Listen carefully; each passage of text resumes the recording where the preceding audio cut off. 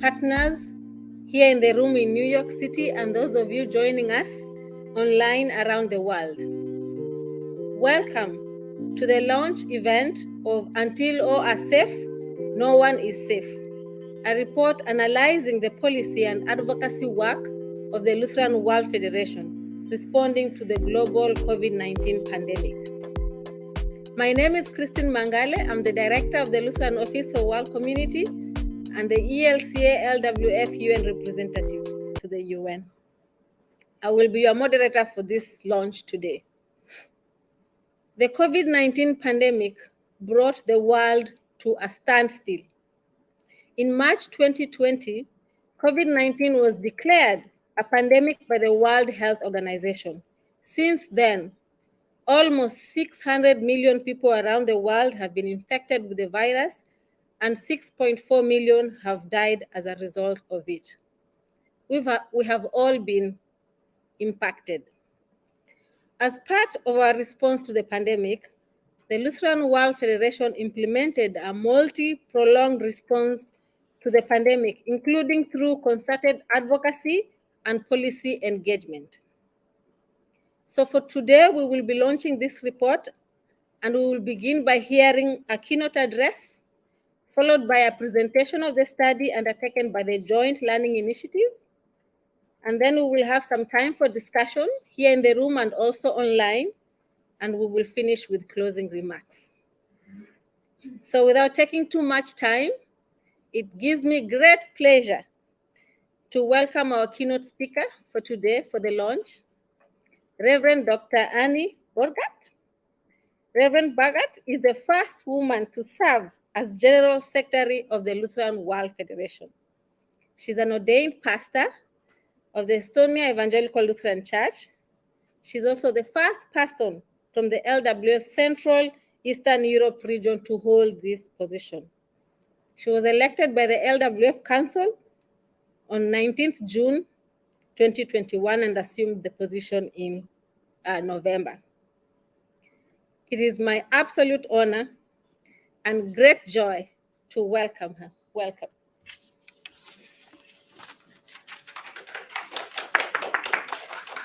Thank you very much, Christine, and good morning, good afternoon, and good evening to everybody who has joined us for this very special event as we meet here at the Lutheran Office for World Community in New York City. When the COVID-19 pandemic broke, it took the world by surprise. What began as a health crisis in one part of the world quickly became a crisis in every corner of the world. Not only did COVID-19 become a health crisis, but also a human rights crisis, a humanitarian crisis, an economic crisis, an education crisis, domestic violence crisis, to name just a few dimensions. In many ways, COVID-19 is still a crisis. Its impacts still linger, and the virus is still holding strong in some countries and regions today. The sad reality is that not everybody is safe. There are still millions of people who do not have access to vaccines, accurate information, or support. Like many other organizations around the world, the Lutheran World Federation realized quite quickly it had to respond. The report we are launching today shows some of the work we did together with our member churches and partners, as well as in our country programs. A key initiative worth mentioning is the Rapid Response Fund, which the LWF launched as a solidarity program between our member churches, country programs, related agencies, and the communities they serve. It is also worth noting that many of the projects that were supported via the Rapid Response Fund did not only help to mitigate the effects of COVID-19 and address the immediate needs of communities served by the churches, they also served fostering women's empowerment, helping them to set up their small businesses, etc. For the purpose of our event today, allow me to reaffirm the important role that the advocacy played and continues to play in addressing global challenges like the COVID-19 pandemic. Misinformation and disinformation about COVID-19 and about vaccines and vaccination became one of the most important issues to address. And this was a key advocacy issue for the LWF. As you will see in the report, our advocacy also addressed issues related to equal access to vaccines, girls' education, domestic violence, humanitarian access, protection of the most vulnerable, including refugees, and the specific role and contribution of different faith actors. However, let me not preempt the very interesting findings from the report, which you will be able to download and read after this launch event. I would like to thank my colleagues who worked on this report. Furthermore, allow me to thank the joint learning initiative led by Florine de Wolf, who undertook the research that produced this report. I'm grateful to be launching this report here in New York City, and I want to offer my gratitude, particularly to our UN representative, Christina Mangale, and Program Director Daniel Pieper, for coordinating this event. Dear friends, colleagues, and partners, it gives me a great joy to hereby present and launch this report. No one is safe until everyone is safe. Thank you for your attention.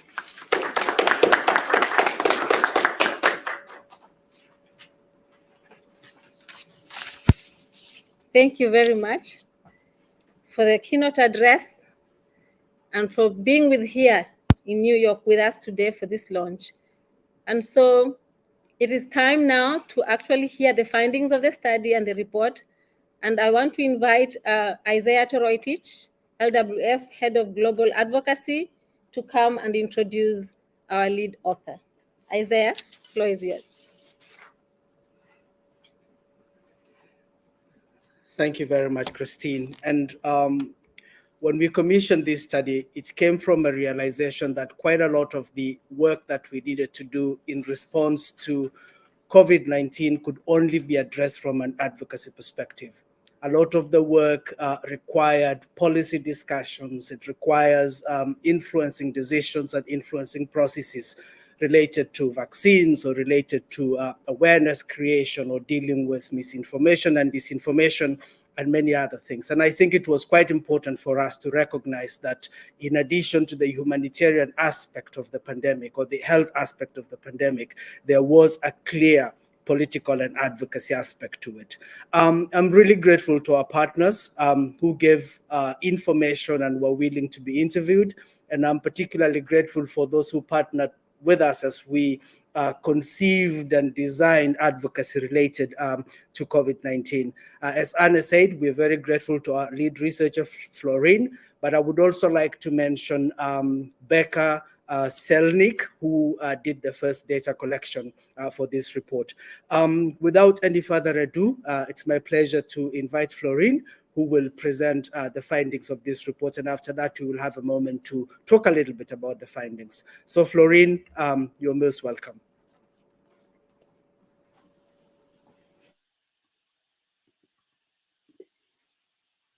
Thank you. Hi, everyone. Thank you, Isaiah, for the introduction. And it's a pleasure to be here with you all today. My name is Florine de Wolf. I'm a research assistant and coordinator of the Faith and Positive Change for Children initiative here at the GLI. For those of you who don't know us yet, GLI is a learning network of researchers and practitioners. We build fair and equitable spaces to create and share evidence on religions in development and community work. We aim to strengthen partnerships between and amongst faith and non-faith actors internationally and locally. The report we're launching today is based on 13 interviews done in 2021 and 2022 with staff members of 7 Christian faith actors, both local and international. Next slide, please.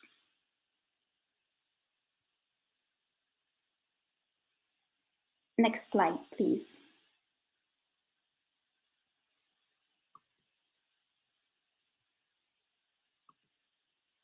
Could we change the, yeah, thank you, sorry. So just quickly, an outline and the key points of my presentation today. I will start by giving you a bit of background on how the pandemic impacted faith actors. After that, we will focus on the advocacy and policy engagement of faith actors during the COVID-19 pandemic. We will see that even though it seems not to have been considered as a priority, especially at the beginning of the pandemic, many different types of advocacy and policy engagement work was carried out during the pandemic, including as a tool to tackle misinformation and share accurate messaging among communities.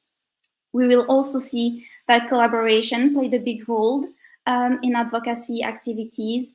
We also discussed the overall strengths and areas of improvements of faith actors when it comes to advocacy and policy engagement during the pandemic. And we will also briefly go over what interviewees thought post-pandemic advocacy and policy engagement would look like. And finally, we will go over some of the recommendations that interviewees made. Next slide, please. Next slide again, please.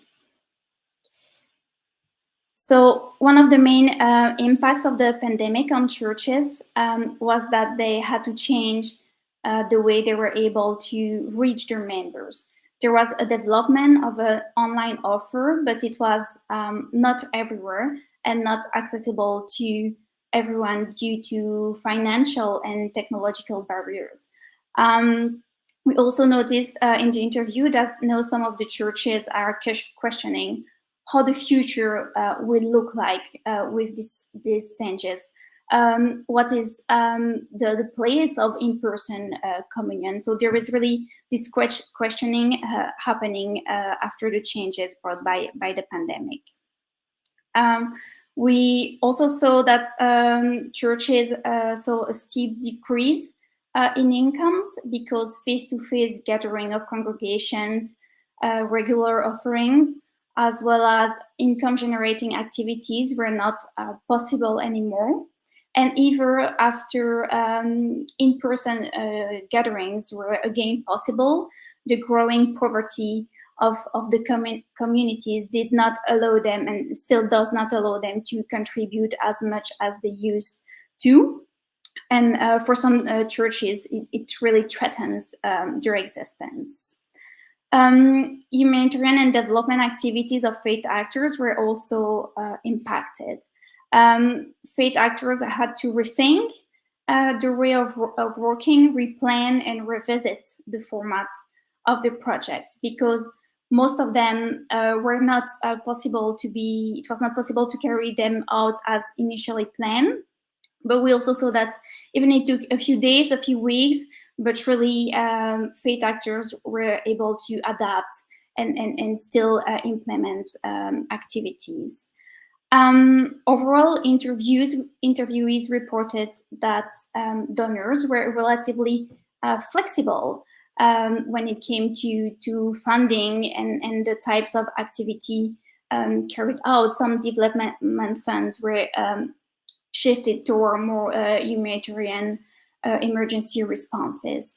We also saw that there was a shift toward more localizations, which was positive.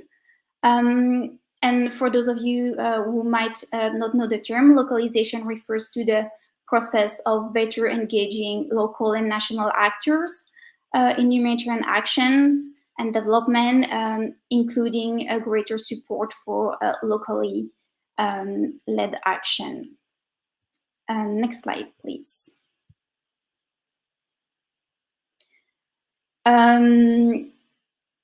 Yeah, one of the important part of the LWF response to the COVID-19 was the rapid response funds, and as highlighted by the Reverend during her keynote, these funds embodied the strong solidarity between member churches, country programs, and related agencies across the world, as most of the fundings came from church or church-related organizations.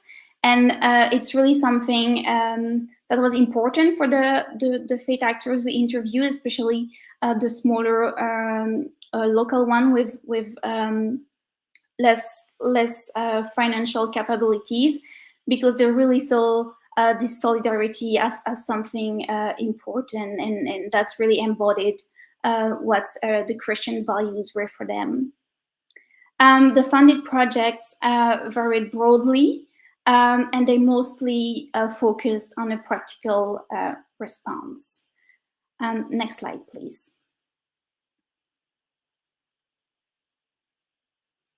Now we're going to focus on the responses by LWF and its partners when it comes to advocacy and policy engagement during the pandemic. That's really the core of the report, what this is about. Next slide, please. So as I was saying, sorry, a few seconds ago, most of the responses were practical. And advocacy and policy engagement seems to not have been considered as a priority, especially at the beginning of the pandemic. There were a few reasons given by the interviewees. The first one is that small and implemented locally projects were prioritized by churches, making it difficult to engage at a more higher level on fundamental issues. The focus was also on immediate and life-threatening needs, because, I mean, the most important thing was keeping people safe and ensuring their immediate needs were fulfilled. And also, many actors simply did not have enough manpower to do advocacy and policy activities. There was also a lack of perspective. No one knew what to expect and how long it was going to last. So it was really hard to plan for more long-term advocacy and policy engagement activities. Also in 2022, interviewees reported a decrease of COVID fundings due to a decrease of the pandemic impact in some countries, but also because of emerging new crises such as Ukraine. And so it really became difficult for actors to do COVID-19 advocacy activities because the funding were simply not there anymore. But even though it might not have been a priority, interviewees still reported a diversity of advocacy and policy engagement during the pandemic. The report contains a lot of examples of those, going from declaration and statements to creation of toolkits and presence at festival and other public events when that was again possible. So I really encourage you to go through the example to really grasp the diversity of the policy and advocacy actions of the faith actors during the pandemic. Next slide, please. We identified six main issues addressed by advocacy during the pandemic. They are here on the screen, but I'm going to give you a bit more detail. So the first one was vaccination, of course, and this included vaccine uptake, access and equity to vaccines, also misinformation on vaccine, questions of intellectual property, local production of vaccines, and also the sharing of technologies. That was really a strong topic that came a bit later on in the 2022 interviews, but that was really important for the actors we interviewed. The second issue was investment and strengthening of the global health system. We really focus on integrating lessons learned from the COVID-19 pandemic to better react when a new pandemic will start, to already have those systems and mechanisms in place to better react and more quickly. There was also a big focus on educations, more particularly on school reopenings, girls' education, and promotion of alternative ways to provide an education during lockdowns. The social protection of the most vulnerable groups was also very present. Those vulnerable groups depends on the context, but the most cited one were women, children, religious, ethnic or racial minorities, as well as the elderly. Livelihood and economic recovery of communities was also a strong issue that was very present in the advocacy activities. And the focus here was more on finding more long-term solutions and inclusive economic recovery process that would include everyone, including the most vulnerable and marginalized groups. And finally, advocacy for more flexible fundings to donors. Next slide, please. As mentioned by Isaiah, misinformation was very present during the pandemic and still is, unfortunately. And advocacy and policy engagement as a tool to tackle misinformation was one of the most mentioned points by interviewees. They explained that misinformation had hindered dialogue and in some contexts led to increasing interreligious tensions and violence. So that was a very important topic for them to work on. There were two main ways interviewed organizations thought that misinformation could be countered. The first one was by publishing and sharing credible information for staff members and congregation. They really mentioned that there was a need for more factual but also understandable information to be shared on social media platforms, but not only, also during services, including online services. The second one is the creation of safe spaces outside of social media platforms where people can have a real conversation, can have dialogues, can raise their concern and discuss with each other and relearn to collaborate and to find this common ground. Next slide, please. Faith leaders were very active in countering misinformations because they are trusted members of communities. And it's especially the case in countries where faith actors are more trusted than governments, and also in countries where governments did not take the pandemic seriously. And faith leaders have used their authority to stop the spread of misinformation and also to encourage vaccination. Here on the slide, you can see 5 examples of actions that were reported by interviewees. The first one is having faith leaders to get vaccinated publicly, to lead by example, to show their congregation that it was safe to do it. There was also the use of theological messages and pastoral letters to share this accurate and understandable information. There was also a work with governments on messaging.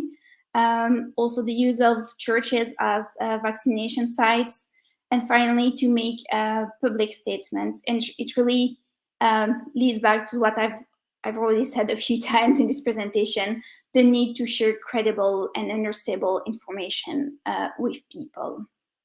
Next slide, please. Collaboration. So the next point is that collaboration among faith actors and between faith and non-faith actors played a big role in advocacy activities. It enabled them to bring the voices of local faith actors at global level, including in non-faith spaces where most often than not, faith actors have been excluded, especially local ones. It also enabled them to avoid duplication and to boost their visibilities. Most interviewees agreed that a stronger and collective voice is an opportunity for all faith actors to advocate against injustices together, even though some reported that collaboration can sometimes be difficult among such a diversity and plurality of faith and interfaith actors. Next slide, please. Interviewees were asked what they thought were the strengths and overall areas for improvements of faith actors when it came to advocacy and policy engagement during the pandemic. And as strength, they cited their presence and high level of trust in communities, but also their ability to bridge local and national levels, but also to reach communities, their access, their relationship with the communities. They also cited their broad and already established network in health, in education, and in many other fields.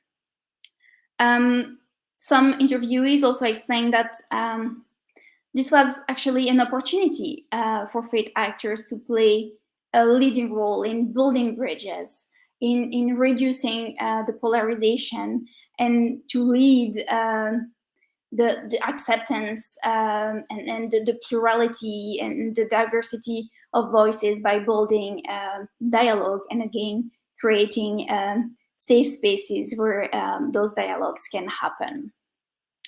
As overall areas for improvements, they cited the risk of politicization of actions that are undertaken by faith actors, the lack of recognition of the work of faith actors that leads to a lack of belief in their power to change things, accountability and international reporting standards, and finally, a lack of funding to hire professional advocacy staff. Next slide, please. Finally, we also ask interviewees to take their crystal ball and tell us what they thought would be the advocacy priorities post COVID-19 pandemic. And they cited public health, of course, COVID-19 recovery programs, and also increased support in a range of specific programmatic areas. You can find a complete list of those programmatic areas, but it includes, for example, MHPSS, livelihood, freedom of beliefs, and others that, as I said, you can find in the report. Next slide, please. In the report, you can also find a full list of recommendations that interviewees made, but in this presentation, I'm just going to focus on the three main advocacy-focused recommendations for faith actors. The first one is to advocate for structural, systemic, and solidarity approaches to the work faith actors do, to not lose sight of the wider pictures, to really work in this systematic way instead of always addressing each crisis individually. But it mostly comes back to what funds and are available to do that. The second recommendation is to do advocacy at local and regional levels, not only global levels at the EU and UN levels, for example, but also to go to more local levels. And finally, the last recommendation was to link the global and local levels by continuing to remove barriers to the participation of local actors, including local faith actors, to advocate for more inclusion and to amplify the voice of local actors in their work. Thank you.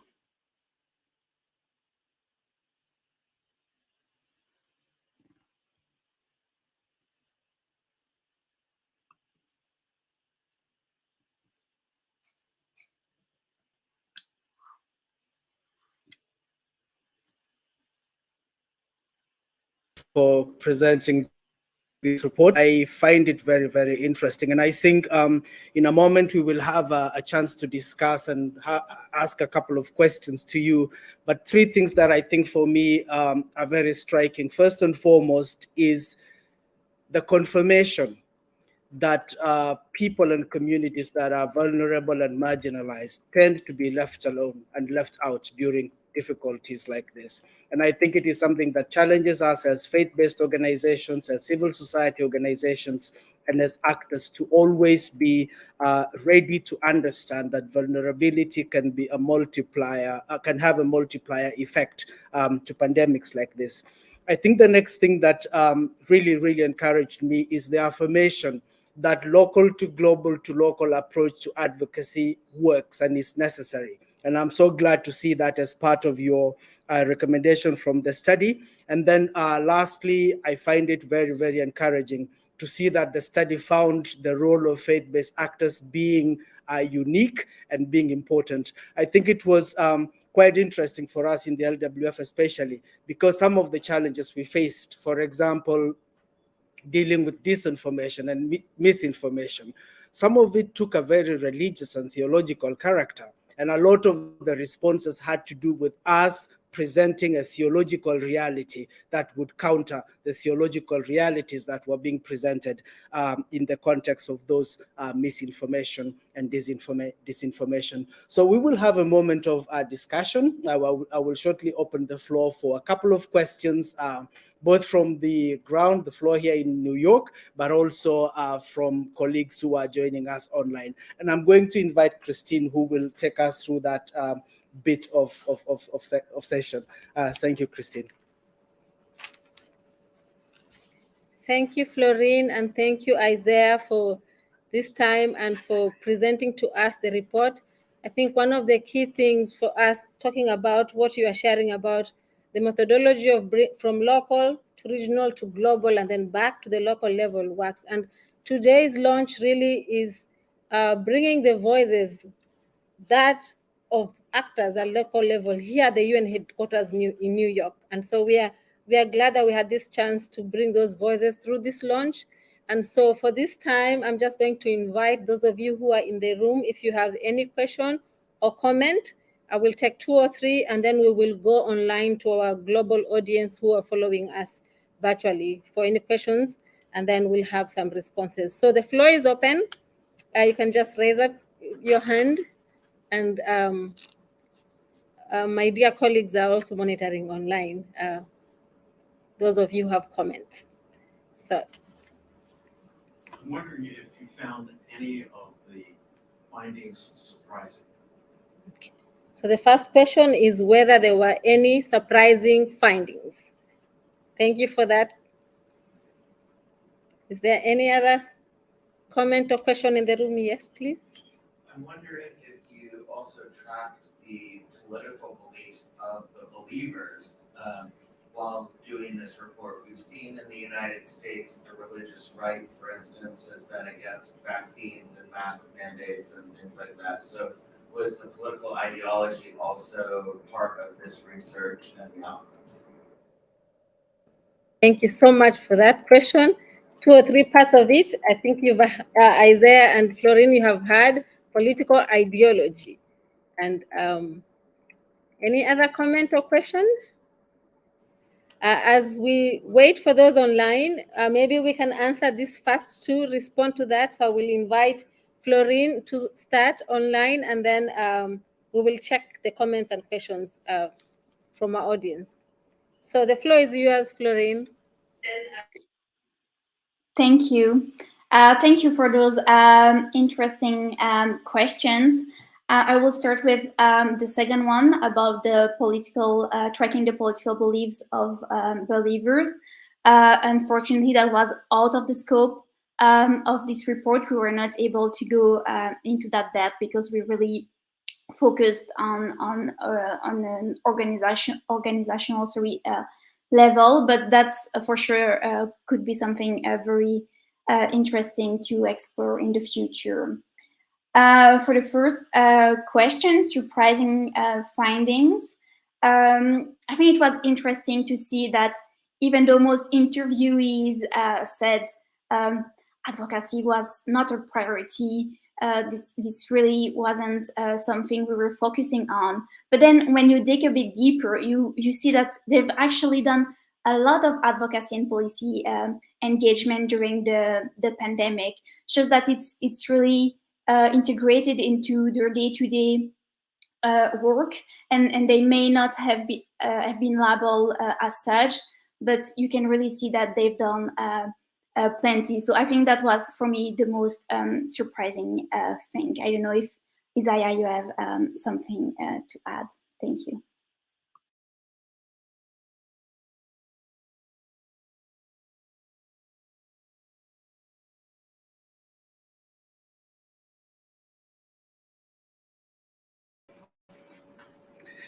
No, thank you very much. I think I fully associate myself with the responses that you've given. I think on the question of tracking the political beliefs and the whole aspect that the world was already going through a certain trend politically. There was a wave and a move towards right-wing nationalist approach. This was made worse or exacerbated by availability of social media that is able to transform and transmit information quite wide and far very easily. And I think that affected the way COVID-19 was approached and understood and responded to. However, I think it is important, even though the study did not cover that, it is important for us to consider how the overall political move or the overall trend towards this, including the anti-right movement, the anti-gender movement, has taken a particular toll on the way we do advocacy and the way we do our work. And I think it is something that we need to study a bit further as we think about not only the pandemic, but also the way we deal with human rights as a whole and the way we deal with the whole justice question. Thank you. And if I can just add something. Thank you very much to both of you. And if I can just add something. Thank you very much to both of you. Sorry, I think there is a bit of time difference.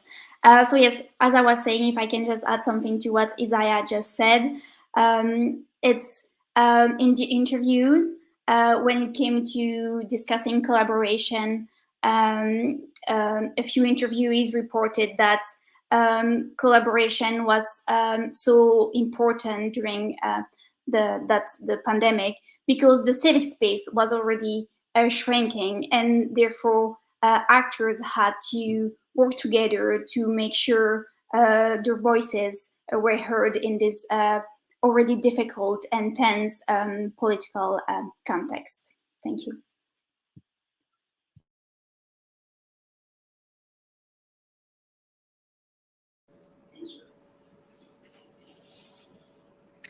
Thank you so much, Florine, for those responses and comments. We have one comment from Paulina online, and she writes, in Tanzania, during the peak years of the COVID-19, I was impressed with the advocacy by faith leaders. They took personal risks in a difficult context.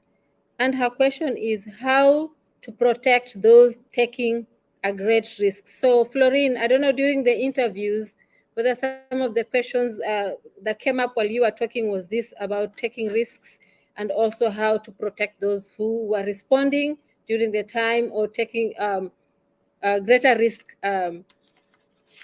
during the COVID pandemic. So if you have any response, maybe from the interviewees or your own comments, you could respond to Paulina's comment and question online. Thank you.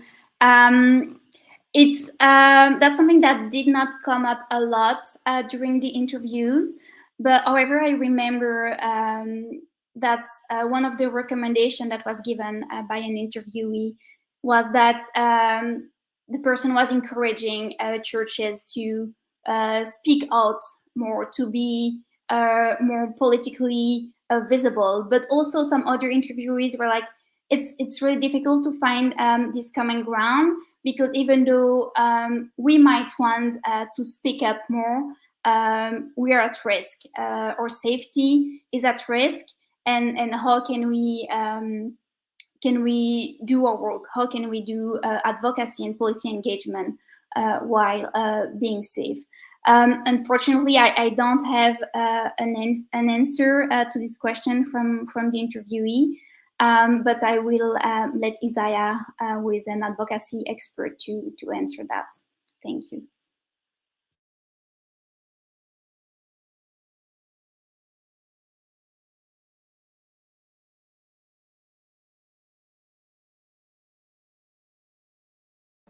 It is one of the most important advocacy question, Pauline, that you ask, and it goes into the question of strategy and tactics. I think protecting the advocate, protecting the campaigner, protecting the justice worker is a good and an important objective in our advocacy.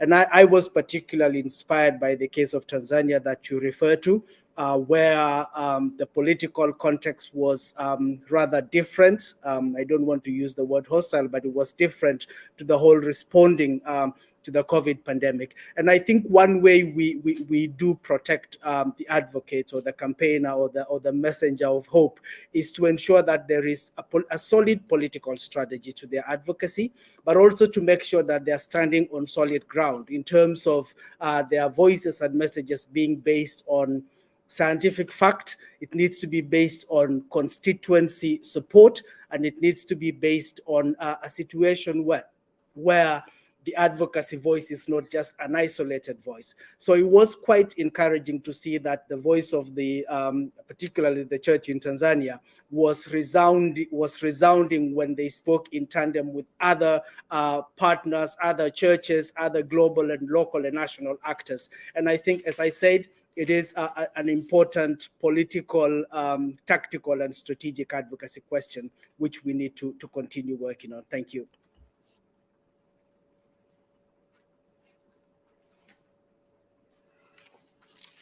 Thank you very much for those responses. And we have one more question online, and maybe in the room, if you have. Thank you very much for those responses. And we have one. Yes, sorry. So we'll take one more online. We have a question, and then I will invite the room to think if you have any other comment or question. I will come back to you in a second. And so the question online is a very good one. What role did youth play in advocacy and change making? I think this is a very critical question. And so I pose it to both of you to respond, whether it came up in the interview or if you have comments about that. And then we'll take the comment in the room and you can respond to both. Please. Thank you very much, Christine, for the opportunity. So the reports, I think, have a shelf life and an experience for us to sort of respond to, heaven forbid, a future pandemic or a future emergency. So in that spirit, were there findings either from the study itself or from your reading of the study that, heaven forbid again, a pandemic were to happen tomorrow, how would you respond differently than we did last time? Thank you so much for that question. So we have two: what role did youth play, and then how will we respond in the next pandemic? And we are not praying for one, but I think the statistics are clear that it is more likely that we are going to have another pandemic in the future. And we also how our health systems were not prepared. Our countries, whether they were developing or developed, were not prepared. And so I think this is a very good question as well. And so we'll start with you, Florine, online to see whether when you were talking with the interviewees, this came up, and any comments that you may have, and closing remarks from your end. Yes, thank you. So first, for the role of the youth, we saw in interviews that youth were very active in implementing, in doing activity and community work at a local level, but also in doing advocacy and being engaged in the political spaces. And I think, if I remember correctly, among projects funded by the LWF Rapid Response Funds.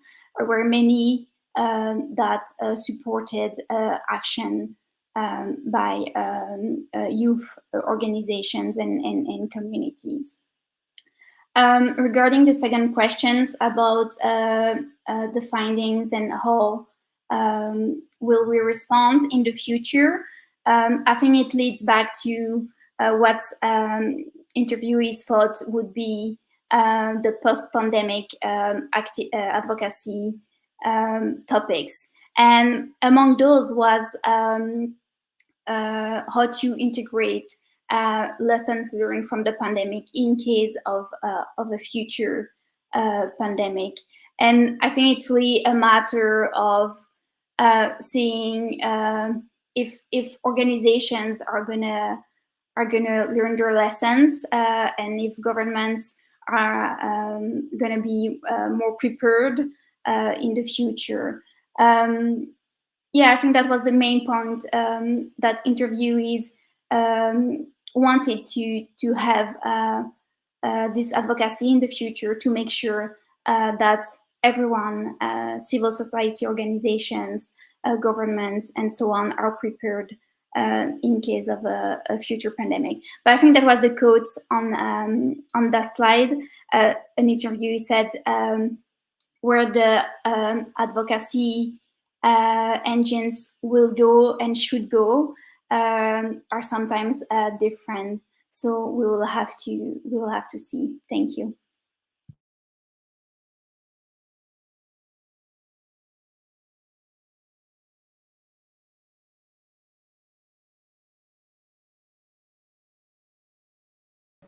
Let me begin with the second question, because I think one of the key findings we had was the ability of World Service, our humanitarian colleagues, to adjust quite quickly.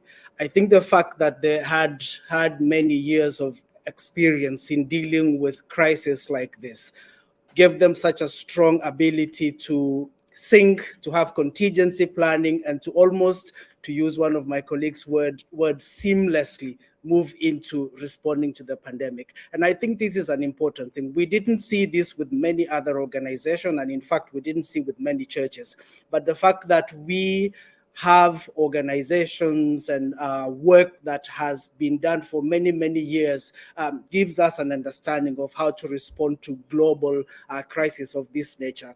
And I think the kind of investment that World Service has made is something that we would want to have amongst our churches, so that if a new thing comes, we have contingency planning, we have a certain programmatic resilience to move seamlessly into responding to crisis. And as you said, Daniel, we do not predict another pandemic, but to be quite honest, there are studies that showed that COVID-19 should have been expected. I mean, there were many, many studies that said that a pandemic was on its way. And I think we need to do better in analyzing and in taking advantage of the experiences that we have in our ongoing work to prepare for this kind of emergencies. And on the youth thing, the one thing that really, really inspired me is the creative ways in which they responded to the pandemic, particularly if you think about the way they dealt with disinformation and misinformation. These young people live online most of the time, and it was very helpful for them to be able to respond and challenge misinformation. And there are many other things that we saw. And as you know, in the Lutheran World Federation, we have a particularly important focus on young people. And we look at it from an intergenerational perspective, but we also look at it from a leadership perspective. How can they lead the church? How can they lead society in tackling challenges like the COVID-19 pandemic? And absolutely, it is something that we would need to consider as an important part of our advocacy. Thank you. I will now invite Christine. I think we don't have any more questions, do we? I will invite Christine to lead us to the final parts of our launch event. Christine. Thank you so much, Isaiah, and thank you everyone who contributed here in the room and also online, and those who just put in your comments. Apologies, the technology. So I think this is a rich discussion, and we can continue. The moment we want to move on to here, as Isaiah was sharing, that we have our humanitarian and development arm, and it is my pleasure right now to invite Maria Imonen, the director of the LWF World Service, to share with us and also give us some closing remarks. Maria, over to you. Thanks very much, and good afternoon, everybody, and good morning to New York. Thanks very much for this conversation we've been having, and also for the presentation of the report, Florine. It's been very nice to be able to participate in this event. I'll just pick up from where Isaiah just mentioned that actually for LWF World Service, I think we were ourselves a little bit surprised at how quickly and how effectively we were able to pivot our operations to operating in a different context and in a different way. And maybe it was because World Service looked at the pandemic as a global humanitarian disaster. And because humanitarian response is in our DNA, one of the first things is how to do this quickly. So we put a lot of efforts collectively in trying to deal with the response in a way that we could assist as many people as we could and prevent the disease from spreading. And I think, despite the fact that, Florine, I think you said that advocacy wasn't really quickly on the agenda, I'd like to disagree slightly, because I think we all realized that one of the really big challenges we had in dealing with many of our country programs, that the issue of the pandemic was very, very low on the priority list of many people who receive humanitarian assistance. Their first concerns were for things like water, or getting their children to school, or having enough food on the table the next day. And in the list of priorities, the COVID response, if it figured at all, it would be on, 10th place or something like that. So we realized very quickly that we do need to raise the awareness of the general population, but also of our own staff, about how potentially damaging this whole COVID pandemic would be, and how can we limit the impact on everybody of that pandemic. And therefore, I think we realized very quickly also that the almost 10,000 staff that we have in the field, and especially the frontline workers, they were very important in our response to the COVID response, because they were there with the populations, and they were there calming people down, informing them on how to keep safe and what to do. And I think also our HR colleagues in the field offices were very important in also showing an example, by leading the staff, also convincing our staff that they need to be vaccinated. There was a lot of vaccine hesitancy among our staff, let alone among the populations, when vaccines began to be available and so on. So I think our advocacy started almost as fast as the actual delivery of, say, face masks, with the engagement of our frontline workers. But also we planned and executed a lot of local, national, and international advocacy together with our advocacy colleagues at the international level on the issues that have been well reflected in this report, around the issues of things like vaccine equity or the gender challenges that the pandemic brought. And I think as we look forward, it's important that we do continue issues around health and equal access to services, equal access to vaccines, going forward, and particularly the different kinds of challenges that different groups of people receive. I think also the faith dimension to COVID advocacy was really important. We realized very quickly that in many of our contexts, particularly those where faith leaders still have a lot of sway among the populations we work with, getting the faith leaders on board in using their platforms and their opportunities to speak to the people and the people who come to the places of worship was extremely important. And the getting them to communicate the correct, scientifically proven ways of protecting themselves was a very effective way of transmitting good information to the colleagues. So I think LWF and its member churches and the country programs played an enormously important role in combating misinformation around COVID. So to conclude this launch of the report. I'd also like to echo my thanks to all of our partners and collaborators who've been working with us and providing input into the report, and particularly you, Florine, for bringing the report together, and of course to Isaiah and his team for the excellent work that has been done in this respect. So with that, I can't see anyone in the audience now, but I'd just like to say thank you very much for joining us for this launch.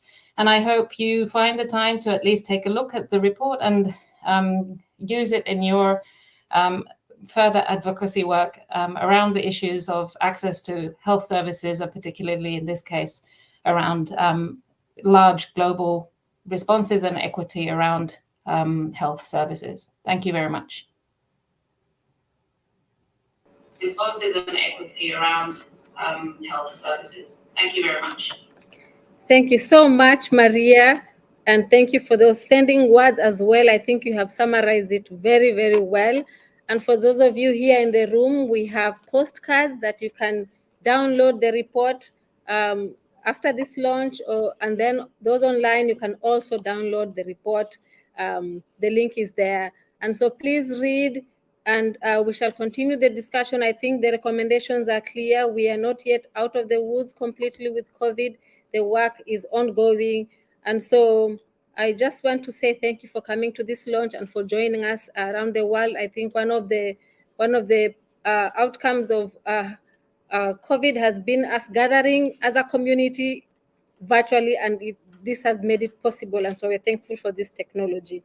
But I want to finish by thanking you who are here, of course, and you who are online, but also colleagues behind the scenes who have made this launch possible. And we have Reverend Arnie Danielson and Siri Rakoto, who are here in the room with us, and our editors, LWF editors of the report, Pauline Mumia and Stefan Galani, and really all the colleagues who one way or the other have been part of this process and being interviewed. And I will be remiss if I don't again thank our General Secretary, Reverend Dr. Annie, who has been here with us in New York, advocating with us at the United Nations and being present today. So I want to say thank you and wish you a good day, and we shall continue the conversation, continue responding, and thank you so much for joining us. Thank you.